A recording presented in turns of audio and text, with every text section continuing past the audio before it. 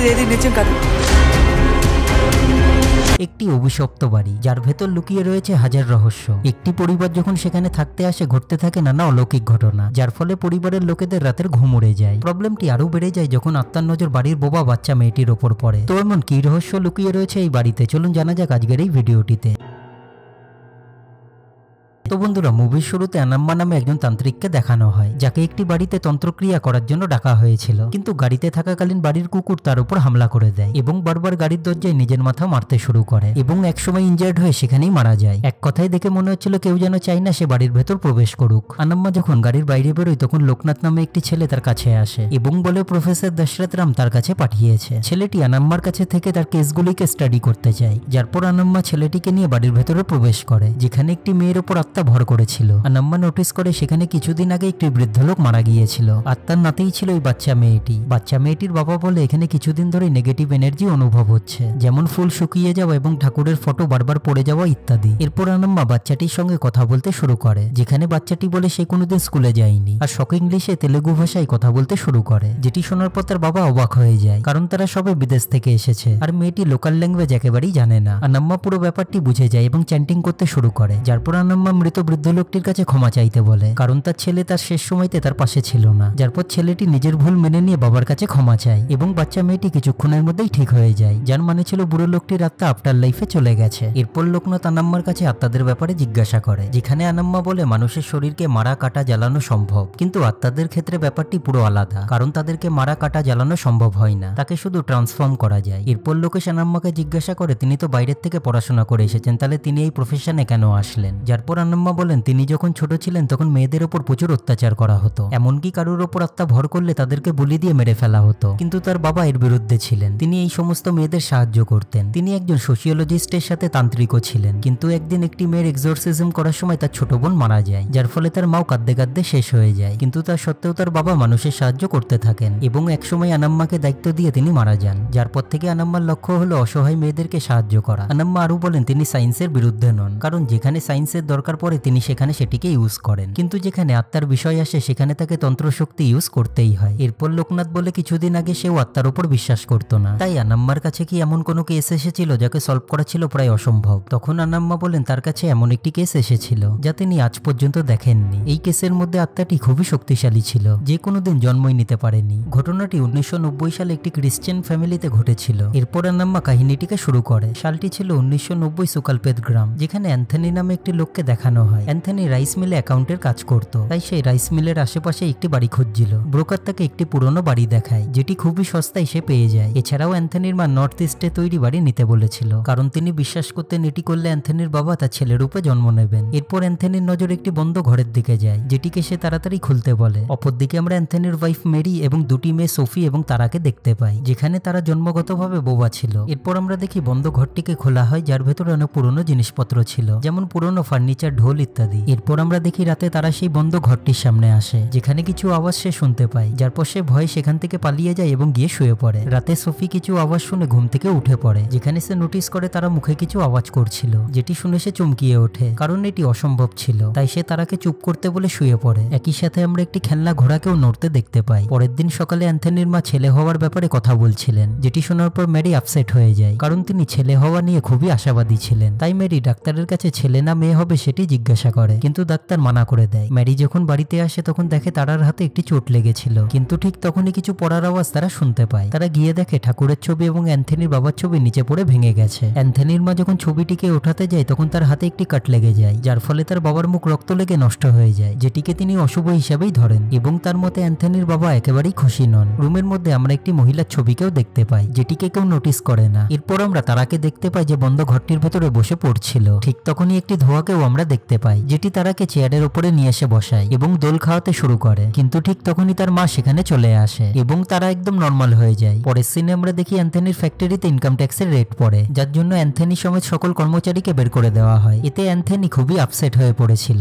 রাতে বাড়ি যাওয়ার সময় তার স্কুটি খারাপ হয়ে যায়, তাই সে একটি ল্যাম্প নিয়ে একাই বেরিয়ে পড়ে। কিন্তু যাওয়ার সময় কিছু আওয়াজ শুনে সে ভয় পেতে শুরু করে। ঠিক তখনই সেখানে গ্রামের একটি লোক আসে, যাকে নিয়ে সে সামনের দিকে এগোতে শুরু করে। কিন্তু শকিংলি বাড়ির সামনে আসার পর সে দেখে লোকটি গায়েব হয়ে গেছে। এরপর অ্যান্থনি কুয়োর সামনে যায় মুখ ধোয়ার জন্য। ঠিক তখনই সে লোকটিকে আবার দেখতে পায়, যেটি দেখার পর সে খুবই ঘাবড়িয়ে যায় এবং ঘরের মধ্যে গিয়ে তার মা এবং স্ত্রীকে সবকিছু খুলে বলে। কিন্তু তারা বলে এটি তার মনের ভুল, যার পর তার মা হোলি ক্রসটিকে অ্যান্থনিকে দেয়, যেটি তার বাবার ছিল। পরের সিন আমরা দেখি রাতে সোফির ঘুম ভেঙে যায়, যেখানে সে দেখে তারা সামনের দিকে দাঁড়িয়ে কিছু চ্যান্টিং করছে, যেটি দেখে সে চিল্লিয়ে ওঠে। কিন্তু যখন তার বাবা মা রুমের ভেতরে আসে তখন সবকিছুই নর্মাল হয়ে যায়। সোফির কথার উপর কেউই বিশ্বাস করে না, কারণ তারা জন্মগতভাবে বোবা ছিল এবং সে একদম নর্মাল বিহেভই করছিল। যার পর সোফি বলে এখনই তার কথা কেউ বিশ্বাস করছে না, তো নতুন বেবি আসলে কি করবে। এরপর আমরা তারাকে ক্রিপি স্মাইল করতে দেখতে পাই। পরের দিন একটি কার্পেন্টার তার বোনকে নিয়ে অ্যান্থনির বাড়িতে আসে কাজ করার জন্য। সেখানে সোফি আর তারার সাথে বাচ্চাটির বন্ধুত্ব হয় এবং তারা খুবই পুরনো একটি গেম খেলে, যেটিকে তারা বন্ধ রুমের ভেতর থেকে পেয়েছিল। পরের সিনে আমরা দেখি অ্যান্থনির সাথে তার মায়ের ঝামেলা হয়, কারণ অ্যান্থনি চাকরি চলে যাওয়ায় সে বাচ্চাটিকে নষ্ট করার কথা বলছিল, কারণ তার সামর্থ্য ছিল না বাচ্চাটিকে পালন করার। কিন্তু অ্যান্থনির মা তাকে একটি থাপ্পড় মারে আর বলে তার বাবার পুনর্জন্মকে কেউ আটকাতে পারবে না, যেটি দেখার পর অ্যান্থনি চমকিয়ে যায়, কারণ তার মায়ের ব্যবহার পুরোপুরি চেঞ্জ হয়ে গিয়েছিল। রাতে অ্যান্থনি যখন শুয়েছিল একটি আওয়াজে তার ঘুম ভেঙে যায়। অ্যান্থনি বাইরে গিয়ে দেখে তারা কুয়োর ওপর বসে আছে, কিন্তু যখন সে বাঁচাতে যায় তখন তারা সেখান থেকে গায়েব হয়ে যায়। তখন একটি হাসির আওয়াজ সে উপর থেকে শুনতে পায়, যেখানে একটি মহিলা তার বাচ্চাদের আত্মা দাঁড়িয়েছিল। কিন্তু ঠিক তখনই কেউ ধাক্কা মেরে তাকে কুয়োর ভেতর ফেলে দেয়। সারা রাত অ্যান্থনি সেখানেই থাকে। পরে সকালবেলায় অ্যান্থনিকে সেখান থেকে বের করা হয়। অ্যান্থনির মাথায় কিছুই ঢুকছিল না যে আসলে বাড়ির ভেতরে হচ্ছেটা কি। রাতে আমরা দেখি কার্পেন্টারের বোন তারার সাথে খেলতে আসে এবং তাকে নিয়ে বাইরে চলে যায়, যেটি জানার পর মেরির চিন্তা বেড়ে যায় এবং সে কার্পেন্টারের কাছে গিয়ে তার বোনের ব্যাপারে জিজ্ঞাসা করে। কিন্তু শকিংলি কার্পেন্টার বলে তার কোনো বোনই নেই, যেটি জানার পর মেরি চমকিয়ে ওঠে। অপরদিকে তারা অনেকটা দূরেই চলে গিয়েছিল, যেখানে গাড়িতে যাওয়ার সময় আনাম্মা তাকে দেখে নেয় এবং তারার বাড়ি কোথায় সেটি জিজ্ঞাসা করে। কিন্তু ঠিক তখনই মেরি সেখানে চলে আসে। কিন্তু শকিং ব্যাপার হলো তারার কোনো কিছুই মনে ছিল না, যার পর আনাম্মা তাদের দুজনকে বাড়িতে ছেড়ে দেয়। কিন্তু বাড়ির বাইরে থেকে নেগেটিভ এনার্জি তিনি অনুভব করে নেন, এমনকি সেই মহিলা তার বাচ্চাকেও তিনি দেখতে পান। পরের সিন আমরা দেখি রাতে সেই বন্ধ রুম থেকে কিছু আওয়াজ আসে, তাই অ্যান্থনিকে তার মা দেখার জন্য পাঠায়। কিন্তু রুমের মধ্যে যখন অ্যান্থনি প্রবেশ করে তখন প্যারানর্মাল অ্যাক্টিভিটি হতে শুরু করে, এমনকি একসময় দরজা পর্যন্ত বন্ধ হয়ে যায়। যার পর পরের দিন সকালে পুলিশ এসে দরজাটিকে খোলে। পুলিশ অ্যান্থনির কথায় একেবারেই বিশ্বাস করে না, তাই অ্যান্থনি ব্রোকারকে বলে বাড়িটিকে বেচে দেওয়ার জন্য। কিন্তু ব্রোকার বলে বাড়ি বেচতে সময় লাগবে, আর অ্যান্থনি যদি চায় আনাম্মাকে ডাকতে পারে, কারণ তিনি ভূত প্রেত ভাগানোরই কাজ করেন। যার মানে ছিল ব্রোকার আগের থেকে সবকিছু জানতো, আর সে বাড়িটি সম্বন্ধে অ্যান্থনিকে কোনো কথাই জানায়নি। এরপর অ্যান্থনি আনাম্মাকে কল করে, কিন্তু কেউ কল তোলে না। তাই অ্যান্থনি রাইস মিলের পাশে একটি বাড়ি ভাড়া নেয় এবং পরিবারের সকলকে বলে বাঁচতে হলে এখান থেকে বেরিয়ে যাওয়াই ভালো হবে। কিন্তু যার সময় মেরি পা পিছলে পড়ে যায়, যার পর অ্যান্থনি তাকে নিয়ে হাসপাতালে যায় এবং এইভাবে সারাদিন কেটে যায়। রাতে আনাম্মা অ্যান্থনিকে কল করে আর বলেন তিনি আগের থেকে সবকিছু জানেন। তিনি আরো বলেন অ্যান্থনি যেন ওই বাড়ির থেকে বেরোনোর চেষ্টা না করে, কারণ এই আত্মা তাদেরকে এই বাড়ি এবং গ্রাম থেকে বেরোতে দেবে না, আর সেটি করার ফল অ্যান্থনি অলরেডি দেখে নিয়েছে। পরের দিন সকালে সোফি অ্যান্থনিকে ফোন করে বলে তার ঠাকমা মারা গেছে, যেটি শোনার পর অ্যান্থনি একেবারেই ভেঙে পড়ে। এরপর কাহিনী প্রেজেন্ট টাইমে আসে, যেখানে লোকনাথ মৃত্যুর পরে আফটার লাইফে কি হয় জিজ্ঞাসা করে, কারণ তার মতে অনেক সময় অতৃপ্ত আত্মা মানুষকে নিজের বশে করে নেয়, এমনকি তার ক্ষতি পর্যন্ত করতে পারে। কিন্তু আনাম্মা এর কোনো আনসার দেয় না। এরপর কাহিনী আবার পাস্টে যায়, যেখানে আনাম্মা অ্যান্থনির বাড়িতে আসে। ঘরের মধ্যে ঢুকতেই তিনি অ্যান্থনির মার আত্মাকে দেখতে পান, যেখানে তার মৃত্যুর কারণ জিজ্ঞাসা করে তিনি সেখান থেকে চলে যান। কিন্তু হঠাৎ সেখানে আরেকটি মহিলার আত্মাও অ্যাপিয়ার হয়। এরপর আমরা দেখি আনাম্মা অ্যান্থনির বাবার ছবিকে তার মার কবরের উপর রেখে দেয়, কিন্তু শকিংলি সেই ছবিটি আবার বাড়িতে ফিরে আসে, যেটি এখনো আনাম্মার কাছে রাখা আছে। এরপর আনাম্মা অ্যান্থনির পরিবারের সাথে কথা বলে, যেখানে তিনি জানান কোন ইভিল ফোর্স চায় না যে সত্য ঘটনাটি বাইরে আসুক, তাই সে নানা বাধা বিপত্তি সৃষ্টি করছে। কিন্তু এই বাড়ির বটগাছে হাত দিয়ে তিনি কিছু দৃশ্য দেখতে পেয়েছেন, যেখানে একটি মাতার 4 জন ছেলে মেয়ে, স্বামী এবং শাশুড়িকে নিয়ে এখানে বাস করত, কিন্তু কিছু কারণবশত তারা সকলেই মারা যায়, আর সেই সত্যটি জানা দরকার। যার পর আনাম্মা বলে তারার উপর খেয়াল রাখতে, কারণ তারার শরীরে যে চোটগুলি ছিল সেগুলি আত্মারাই দিয়েছিল,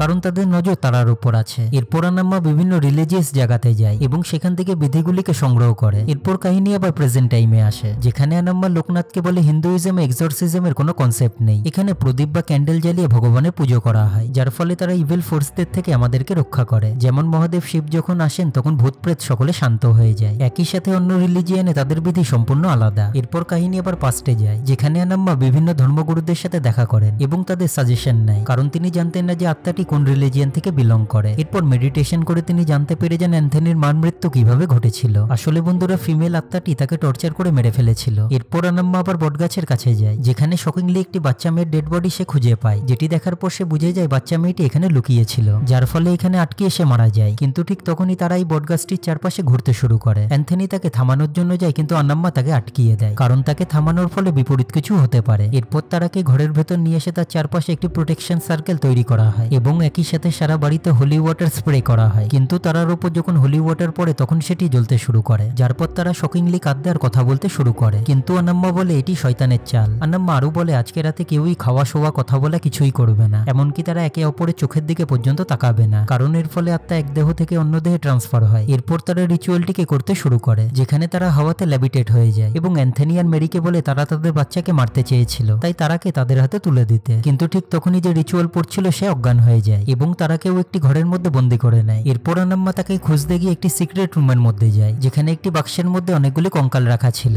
যেটিকে ছোঁয়ার পর আসল সত্যটি আমাদের সামনে রিভিল হয়। আসলে বন্ধুরা 1930 সালে এই মহিলাটি তার পরিবারের সাথে এখানে থাকতো, যেখানে তার শাশুড়ি এবং স্বামী তাকে একেবারেই পছন্দ করতো না, কারণ সে পরিবারে একটাও ছেলে দিতে পারেনি, কিন্তু নিজের মেয়েদের মুখের দিকে তাকিয়ে সে চুপ করে থাকতো। যার পর একদিন তার স্বামী একটি তান্ত্রিককে ডাকে ছেলে কি মেয়ে হবে জানার জন্য, কিন্তু তান্ত্রিক বলে তার মেয়ে হবে, যেটি শোনার পর তার স্বামী রেগে গিয়ে তার পেট চিরে ভ্রূণটিকে বার করে দেয় এবং তার মেয়েদেরকেও নির্মমভাবে হত্যা করে। তাদের মধ্যেই একজন বটগাছে গিয়ে লুকিয়ে গিয়েছিল, যার লাশটিকে আনাম্মা খুঁজে পায়। এরপর আনাম্মা ভ্রূণটিকে মাটিতে পুঁতে দেয় এবং আটার একটি ভ্রূণ তৈরি করে ম্যারিকে পুজো করতে বলে। একই সাথে অ্যান্থনিকে বলে বাচ্চাদের কঙ্কালগুলিকে পুড়িয়ে দিতে, যাতে তাদের আত্মা শান্তি পেয়ে যায়। কিন্তু পোড়ানোর সময় আত্মাটি অ্যান্থনির পাশে ছেলেটিকে নিজের বশে করে নেয়, যার পর আনাম্মা তার বাবার লকেটটি ছেলেটির গলায় পরিয়ে দেয়, যার পর বাচ্চার আত্মাগুলি মুক্তি পেয়ে যায়। একই সাথে তারাও একেবারে ঠিক হয়ে গিয়েছিল, যার মানে ছিল আনাম্মার রিচুয়াল সাকসেসফুল হয়ে গিয়েছিল। আসলে বন্ধুরা ওই ভ্রূণটি তারাকে নিজের বশে